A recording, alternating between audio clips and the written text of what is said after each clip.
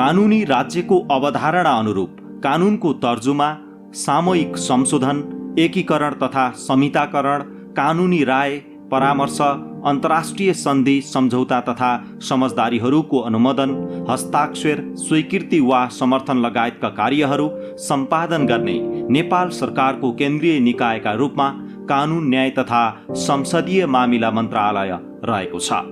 मन्त्रालयले अन्तर्राष्ट्रिय कानुनी दायित्व र अन्तर्राष्ट्रिय सम्मेलन र वार्तामा अन्तर्राष्ट्रिय कानुनको विषयमा नेपालको दृष्टिकोणमा परामर्श, मानवाधिकार तथा मानवीय कानुन, न्यायमा पहुँच अभिवृद्धि, निशुल्क कानुनी सहायता तथा न्याय प्रशासन लगायतका कार्यहरू गर्दै आएको छ।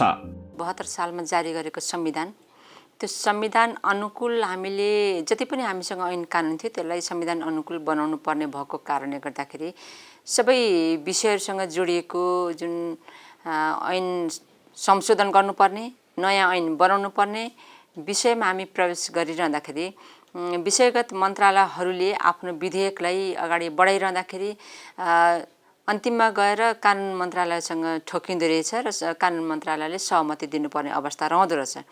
यो अवस्थामा अब हरेक चिजहरू मिल्यो मिलेन, कानुन हामीले निर्माण गर्ने सन्दर्भमा विधेयकलाई सरकारले प्रस्ताव गरिरहँदाखेरि संविधान सम्मत छ छैन भन्ने खालको कुरा हेर्नुपर्ने भएको कारणले गर्दा सबै मन्त्रालयहरूसँग जोडिएर आउने ऐनहरू अथवा विधेयकहरू, नियमावलीहरू जोडिने भएको कारणले गर्दाखेरि सबै ठाउँको मेयोको रूपमा यो कानुन मन्त्रालयलाई लिने अवस्था रहेछ र सोही अनुसार हामीले पनि काम सम्पन्न गर्दै आइरहेका छौँ। कहीँ कानुन उल्लङ्घन गरे बापत जसले उल्लङ्घन गर्छ उनीहरूलाई, त्यस्ता व्यक्तिहरूलाई भन्नाले हाम्रो नेपाली नागरिकहरू अथवा बाहिरबाट आउने विदेशी नागरिक जो यहाँ आएर केही समयसम्मको लागि बसेका हुन् त्यस्ता व्यक्तिलाई समेत कानुनको विपरीत गएको अवस्थामा हामीले कानुनी कारबाहीको दायराभित्र ल्याउँछौँ र यो हेर्दाखेरि कतै ऐन कार्यान्वयन नभएको हो कि भन्ने अलिकति हाम्रा नेपाली जनतालाई यस्तो लागेको हुनसक्छ।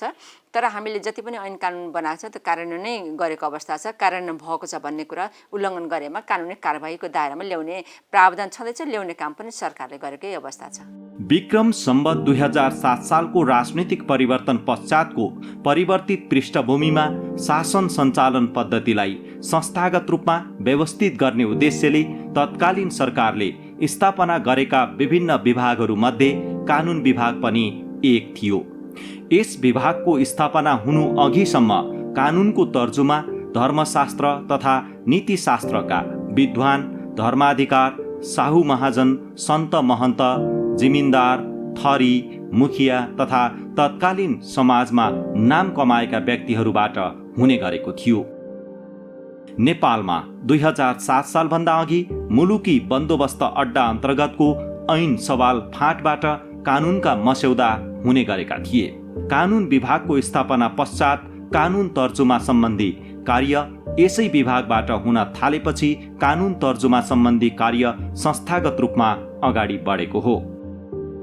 कानुन निर्माण गर्ने क्रममा चाहिँ त्यसको प्रोसेसका कुराहरू, त्यसकामा इन्भल्भमेन्ट हुने कुराहरूमा 2-4वटा निकायहरू यसमा इन्भल्भ भएको हुन्छ। पहिलो कुरा त के विषयको कानुन बनाइने हो त्यो विषय सञ्चालन गर्ने, त्यो विषय हेर्ने मन्त्रालयले चाहिँ एउटा प्रारम्भिक काम त्यहाँबाट हुन्छ र उहिले गरेको प्रारम्भिक कामलाई चाहिँ अनि त्यसलाई मूर्त रूप दिनको लागि चाहिँ अनि कानुन मन्त्रालयको त्यसमा चाहिँ इन्भल्भमेन्ट रहन्छ र कानुन मन्त्रालयले पनि त्यसमा चाहिँ लेजिस्लेटिभ ड्राफ्टिङ प्रोसेस भन्छ। त्यो ड्राफ्टिङ प्रोसेसमा कानुन मन्त्रालयको एकदम की रोल हुन्छ। हामीले सैद्धान्तिक अवधारणा सम्बन्धित मन्त्रालयबाट लिन्छौँ। त्यो अवधारणालाई कानुनमा रिफ्लेक्ट गर्नको लागि चाहिने कुराहरू, त्यसको ड्राफ्टिङका कुराहरू, त्यसका सैद्धान्तिक पक्ष, त्यसका इम्प्लिमेन्टेसनका पक्षहरू हामी कानुन मन्त्रालयले हेर्छौँ। हेरिसकेपछि चाहिँ त्यसलाई नै सम्बन्धित मन्त्रालय फेरि अनि अगाडि बढाउँछौँ। त्यसमा आर्थिक दायित्व पर्ने कुरा छ भने अर्थ मन्त्रालयको पनि त्यसमा इन्भल्भमेन्ट रहन्छ। त्यसपछि अनि त्यो मन्त्री परिषदमा छलफल हुन्छ। मन्त्री परिषदको छलफल विधेयक समितिमा पनि छलफल हुन्छ। त्यसमा पनि हाम्रा विधायकहरू, माननीय मन्त्रीज्यूहरू, त्यसका स्टेक होल्डरहरूको मन्त्रालयका सचिवहरू सबैजना त्यसमा चाहिँ आफ्नो इनपुट आफ्नो तर्फबाट इनपुट दिनुहुन्छ। त्यसपछि त्यसरी चाहिँ माझी विभिन्न लेयरमा खारिँदै गएर पार्लियामेन्टमा पुगेर पार्लियामेन्टबाट पास हुने हो। त्यस क्रममा हामीले आवश्यकता अनुसार चाहिँ विषयका विज्ञहरूसँग पनि हामीले प्रत्यक्ष अप्रत्यक्ष छलफलहरू, म्याक्सिमम कन्सल्टेसन चाहिँ गरिएको हुन्छ। त्यसले गर्दाखेरि चाहिँ कानुन मन्त्रालयको भूमिका कानुन निर्माण गर्ने क्रममा असाध्यै ठुलो महत्त्वपूर्ण भूमिका हुन्छ, किनभने सबै मन्त्रालयले कार्यान्वयन गर्ने ऐन कानुनहरूको तर्जुमा गर्नको लागि चाहिँ की रोल भनेकै लिड रोल भनेकै कानुन मन्त्रालय गर्छ। विक्रम सम्वत 2013 सालमा कानुन विभागलाई नै कानुन मन्त्रालयमा रूपान्तरण गरिएको थियो। तत्पश्चात यस मन्त्रालयको नाम विभिन्न समयमा परिवर्तन हुँदै हाल कानुन न्याय तथा संसदीय मामिला मन्त्रालय रहेको छ। कानुनको प्रभावकारी कार्यान्वयनबाट कानुनी शासनको प्रतिफल जनतामा पुर्याउने, कानुनी सहायताको प्रभावकारिता अभिवृद्धि गर्ने, संविधान प्रदत्त मौलिक हक र विश्वव्यापी रूपमा अवलम्बन गरिएका मानव अधिकारको प्रवर्धन र संरक्षण गर्ने लक्ष्यका साथ मन्त्रालयले काम गर्दै आएको छ। नेपाल पक्ष बनेका विभिन्न सन्धि सम्झौताहरू हुन्छन्। त्यो सन्धि सम्झौताहरूमा उल्लेख गरिएका जुन विषयसँग हामी पनि पक्ष राष्ट्र बनिसकेका हुन्छौँ, त्यति बेला त्यो सन्धि सम्झौतासँग जोडिएका विषयवस्तु हामीले ऐन निर्माण गर्ने सन्दर्भमा विधेयक ड्राफ्ट गरिरहँदाखेरि र सरकारले त्यो विधेयकलाई अगाडि बढाइरहँदाखेरि त्यो विषयसँग कति जोडिएको छ भन्ने विषय पनि हामीले ध्यान दिनुपर्छ र ध्यान दिँदै अगाडि बढ्नुपर्छ। र कुनै पनि विधेयक सहमतिको लागि कानुन मन्त्रालयमा आउँदाखेरि त्यो सन्धि सम्झौता जहाँ हामी पक्ष राष्ट्र बनेका छौँ त्यहाँ उल्लेख गरेका कुराहरूसँग कतै बाजिएका छन् कि, अथवा त्यो विधेयकमा ती कुराहरूलाई हामीले एड्रेस गर्न सक्यौँ कि सकेनौँ भन्ने खालको हेर्ने काम समेत हामी गर्छौँ, जसको कारणले गर्दाखेरि हामीले सन्धि सम्झौतासँग बाजिने गरी कुनै पनि ऐनहरू बनाउँदैनौँ र हामीले संविधानसँग पनि बाजिने गरी बनाउँदैनौँ। त्यसैले सबै कुरा हेर्ने काम चाहिँ कानुन मन्त्रालयबाट हामी हेर्छौँ र सहमति दिँदा यस्ता कुरालाई पनि छानबिन गरेर हेरेर हामी सल्लाह दिन्छौँ। उहाँले परिमार्जन गर्नुपर्ने उहाँले परिमार्जन गरेर फेरि पनि ल्याउनुहुन्छ, अन्तिममा सहमति दिएर हामी पठाइदिन्छौँ।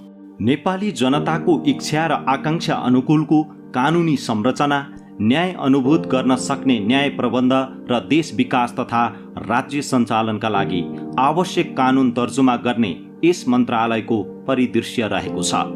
कानुनी राज्यको अवधारणालाई मूर्त रूप दिने, गुणस्तरीय कानुनको निर्माण गर्ने, न्यायमा सहज पहुँच अभिवृद्धि गर्ने, न्याय प्रशासनलाई प्रभावकारी बनाउने, मानव अधिकारको सम्मान, संरक्षण, सम्वर्धन तथा संस्कृतिको विकासमा सहयोग पुर्याउने उद्देश्य अनुरूप मन्त्रालयले आफ्ना कार्यक्रम र कार्य केन्द्रित गरेको छ।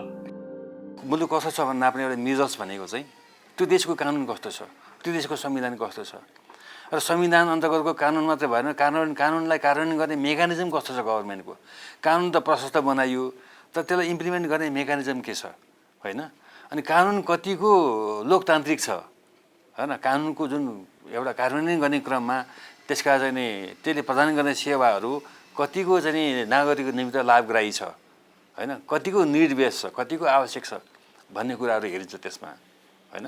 त्यसले गर्दाखेरि चाहिँ मुलुकको पहिचान गर्ने एउटा टुल हो के कानुन भनेको।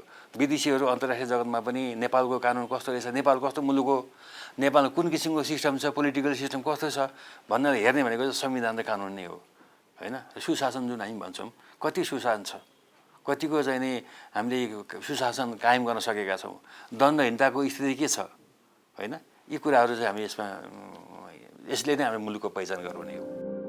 कानुन निर्माण र कार्यान्वयन समय सापेक्ष बनाउँदै जानुपर्छ। समय सापेक्ष कानुन निर्माणका लागि न्यायको क्षेत्रमा अध्ययन अनुसन्धान मुख्य कुरा हो। कानुन मन्त्रालयमा आफ्ना कामको प्राथमिकीकरण गर्न, अध्ययन अनुसन्धान गर्न, आवधिक तथा वार्षिक योजना तर्जुमा गर्न, स्वीकृत योजना कार्यान्वयन गर्न, योजना अनुसन्धान अनुगमन, मानवाधिकार तथा कानुनी सहायता महाशाखा रहेको छ। कानुन मन्त्रालयको आवधिक योजना, नीति, वार्षिक कार्यक्रम र बजेटको सन्दर्भमा तयार गर्ने, त्यो तयार गर्ने क्रममा हाम्रा कानुन मन्त्रालय मातहत न्याय सेवा तालिम केन्द्र, सम्बन्ध निकाय नेपाल कानुन आयोग लगायतका सम्बन्ध निकायसँग सहकार्य र समन्वय गरेर कानुन मन्त्रालयको नीति, कार्यक्रम र बजेट तयार गर्छौँ र त्यो बजेट र कार्यक्रमलाई अर्थ मन्त्रालय, राष्ट्रिय योजना आयोगसँग समन्वय गरेर त्यसलाई अन्तिम रूप दिने काम गरिन्छ। त्यसरी तयार भएका बजेट तथा कार्यक्रमहरूको लागि कार्यान्वयनको कार्ययोजना बनाउने, त्यो कार्ययोजना बनाउने भएका छन् कि छैनन् भनेर अनुगमन गर्ने र त्यसको चाहिँ नियमित रूपमा प्रतिवेदन सम्बन्धित निकायमा पठाउने र वार्षिक रूपमा पनि नेपालको संविधानले राज्यका नीति तथा नीतिगत सिद्धान्तहरू कार्यान्वयनको सन्दर्भमा प्रतिवेदन पठाउनुपर्ने व्यवस्था गरेको छ। त्यो प्रतिवेदन पठाउने काम पनि योजना महाशाखाबाटै हुने गर्दछ र यसरी समग्रमा वर्षभरिमा गरेका कामको चाहिँ उपलब्धि, त्यसका चाहिँ समस्या समाधानका उपाय सहितको फेरि वार्षिक प्रतिवेदन प्रकाशन गर्ने, समीक्षा गर्ने, योजनाको कार्यान्वयनका आगामी चरण निर्धारण गर्ने काम योजना शाखाले गर्छ, महाशाखाले गर्छ।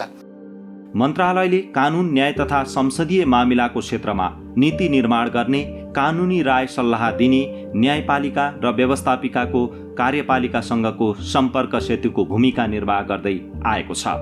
विभिन्न महाशाखाहरू मार्फत मन्त्रालयबाट सम्पादन हुने कार्यहरूलाई व्यवस्थित र प्रभावकारी रूपमा सम्पादन गरिँदै आएको छ। सार्वजनिक नीति कार्यान्वयनका सन्दर्भमा राज्यलाई नयाँ कानुन आवश्यक पर्ने नपर्ने सम्बन्धमा अध्ययन अनुसन्धान गर्न र नयाँ ऐन निर्माणमा सैद्धान्तिक सहमति प्रदान गर्ने काम कानुन तर्जुमा महाशाखाले गर्दै आएको छ। यो कानुन तर्जुमा महाशाखाले चाहिँ ऐन, अध्यादेश, नियम, गठनादेशहरूको चाहिँ विधेयक मसौदाको रूपमा अन्तिम विधेयक मसौदा तयार गर्छ। धेरैजसो ऐन नियमावलीहरूको प्रारम्भिक मसौदा सम्बन्धित मन्त्रालयबाट तयार भएर आउँछ र नेपाल सरकार कार्यविभाजन नियमावलीले कानुन मन्त्रालय, यो मन्त्रालयलाई यसको अन्तिम मसौदा गर्ने अधिकार दिएको छ। त्यसैले नेपाल सरकारको नीति कार्यान्वयन गर्ने, सरकारको नीति कार्यान्वयन गर्ने जिम्मेवारी अरू मन्त्रालयहरूको भए तापनि जब कानुनमा त्यसलाई कानुनी रूपमा ढाल्नुपर्छ त्यतिखेर चाहिँ अरू मन्त्रालयबाट आएका मसौदाहरू जाँच्ने, तयार मसौदा तयार गरिदिने र त्यसलाई अन्तिम रूप दिने काम चाहिँ यसले गरेको हुन्छ। अब अध्यादेशको सिलसिलामा चाहिँ कानुन मन्त्रालयले अध्यादेश तयार गरिदिने हो र कानुन मन्त्रीज्यू सहितको हस्ताक्षर सहित अध्यादेश जान्छ।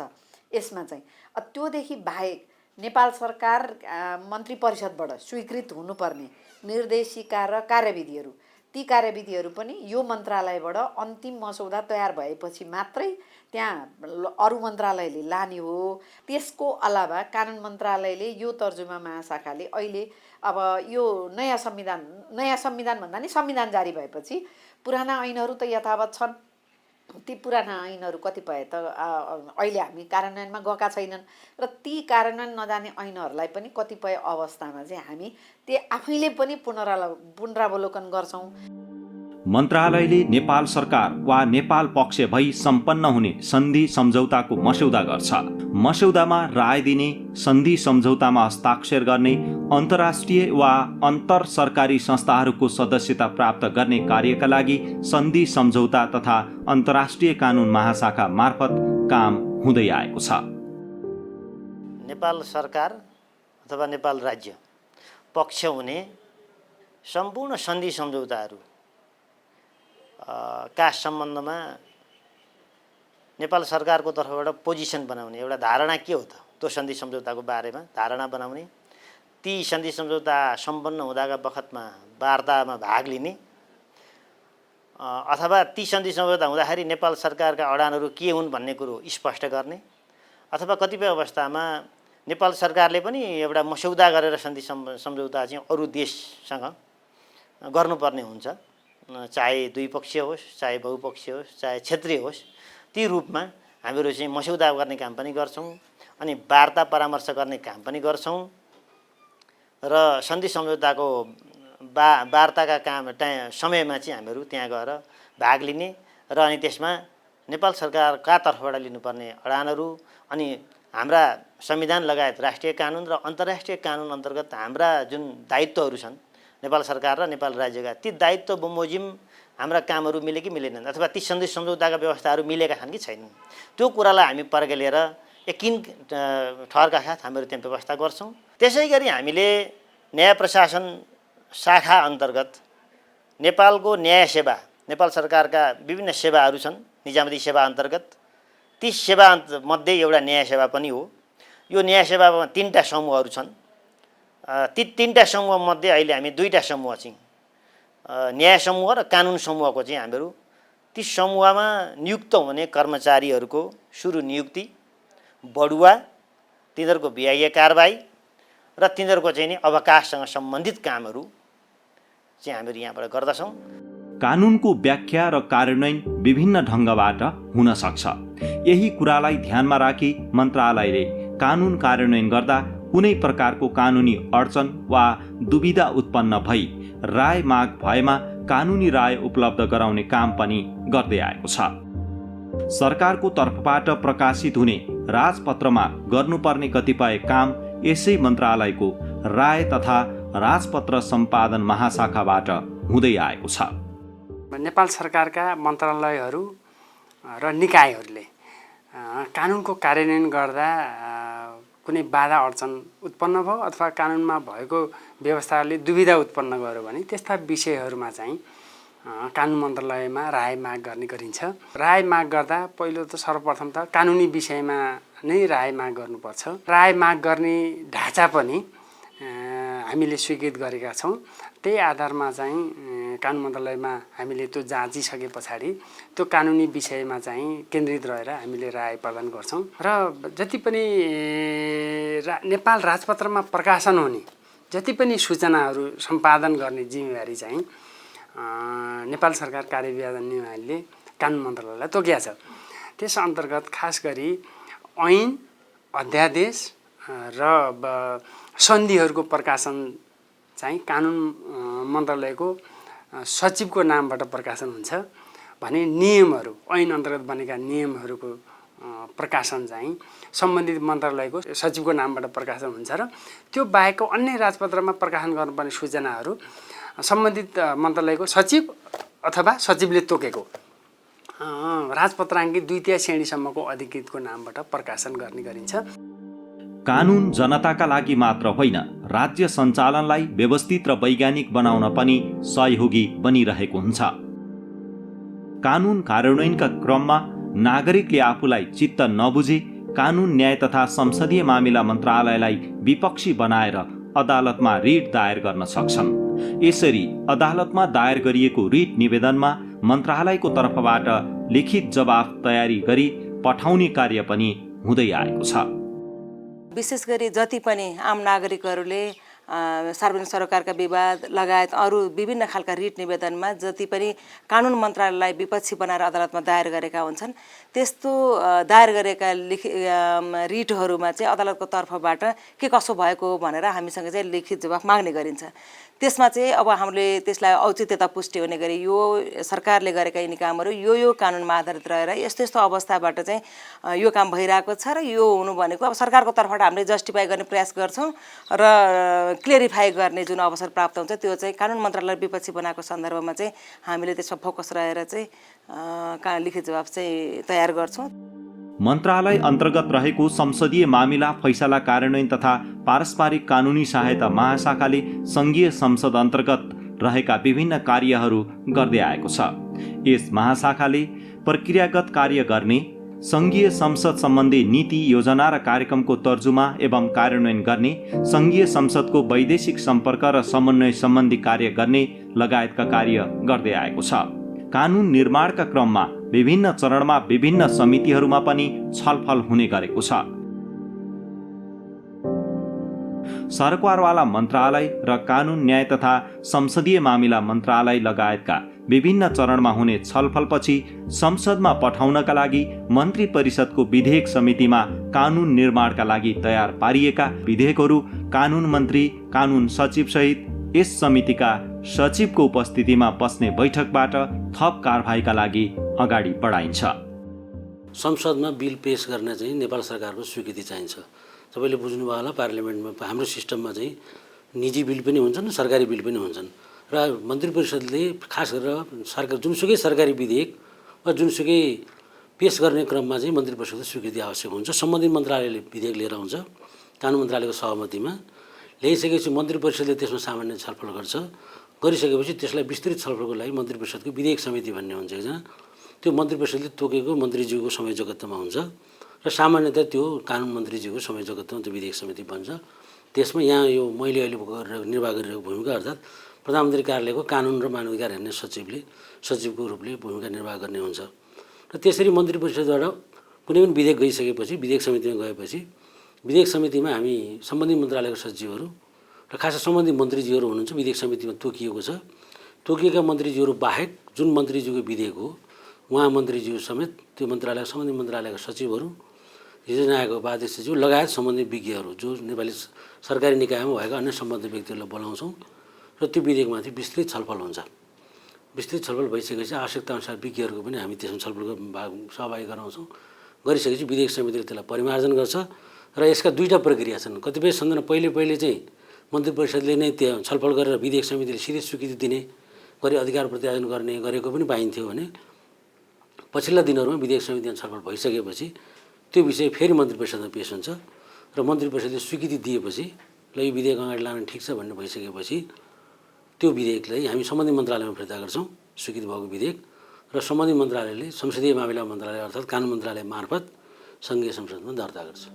त्यसो त कतिपय विधेयकहरू राष्ट्रिय सभाको विधान व्यवस्थापन समिति र प्रतिनिधि सभाको कानुन न्याय तथा मानवाधिकार समिति, अर्थ समिति, अन्तर्राष्ट्रिय सम्बन्ध समिति, उद्योग तथा वाणिज्य र श्रम तथा उपभोक्ता हित समिति, कानुन न्याय तथा मानवाधिकार समिति, कृषि सहकारी तथा प्राकृतिक स्रोत समिति, महिला तथा सामाजिक समिति, राज्य व्यवस्था तथा सुशासन समिति, विकास तथा प्रविधि समिति, शिक्षा तथा स्वास्थ्य समितिमा विषयका आधारमा छलफलका लागि पठाउने गरिएको छ, जसले कानुन निर्माण प्रक्रियालाई थप परिपक्व बनाउन सहयोग पुग्ने गरेको छ। विधेयक सङ्घीय संसदका दुवै सदनबाट पारित भएपछि प्रमाणीकरणका लागि राष्ट्रपति समक्ष पठाउने गरिन्छ। राष्ट्रपतिबाट प्रमाणीकरण भएपछि कानुन न्याय तथा संसदीय मामिला मन्त्रालयका सचिवको नामबाट नेपाल राजपत्रमा प्रकाशन हुन्छ। राजपत्रमा प्रकाशन भएपछि उक्त कानुन कार्यान्वयनमा आउँछ।